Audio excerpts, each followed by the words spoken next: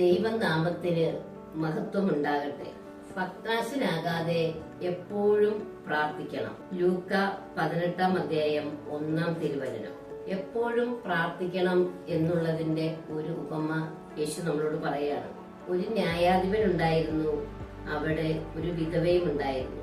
തന്റെ എതിരാളികളിൽ നിന്ന് നീതി നടത്തി തരണം എന്ന് അവൾ എപ്പോഴും ഈ ന്യായാധിപനോട് പറഞ്ഞുകൊണ്ടിരുന്നു. ന്യായാധിപൻ അത് ഗവനിച്ചില്ല. അവൻ ഇങ്ങനെ ചിന്തിച്ചു, ഞാൻ ദൈവത്തെ ഭയപ്പെടുകയോ മനുഷ്യരെയോ മാനിക്കുകയോ ചെയ്യുന്ന മനുഷ്യനല്ല. എങ്കിലും ഈ വിധവ എപ്പോഴും എന്നെ ശല്യപ്പെടുത്തുകയാണ്, നീതി നടത്തി തരണം എന്ന് പറഞ്ഞു. ഞാൻ ഏതായാലും അവൾക്ക് നീതി നടത്തിക്കൊടുക്കും, അല്ലെങ്കിൽ അവൾ കൂടെ കൂടെ വന്ന് എന്നെ ശല്യപ്പെടുത്തിക്കൊണ്ടിരിക്കും. കർത്താവ് പറയാണ്, നീതിരഹിതനായ ആ ന്യായാധിപൻ പറഞ്ഞത് എന്താണെന്ന് നമുക്ക് ശ്രദ്ധിക്കാം. അങ്ങനെയെങ്കിൽ രാവും പകലും ദൈവത്തെ വിളിച്ച് പ്രാർത്ഥിക്കുന്ന തന്റെ തെരഞ്ഞെടുക്കപ്പെട്ടവർക്ക് ദൈവം നീതി നടത്തി കൊടുക്കാതിരിക്കുമോ? അവിടുന്ന് അതിന് താമസം വരുത്തുകയില്ല. അവർക്ക് നീതി വേഗം നടത്തി കൊടുക്കും എന്ന് ഞാൻ നിങ്ങളോട് പറയും. അതുകൊണ്ടാണ് കർത്താവ് പറയുന്നത്, എപ്പോഴും പ്രാർത്ഥിക്കുവിൻ, ഇടപെടാതെ പ്രാർത്ഥിക്കുവിൻ, നന്ദിയും സ്തുതിയും അർപ്പിക്കുവിൻ, വിശ്വാസത്തോടെ പ്രാർത്ഥിക്കുവിൻ, പ്രത്യാശയോടുകൂടി പ്രാർത്ഥിക്കുവിൻ. ഹല്ലേലൂയ.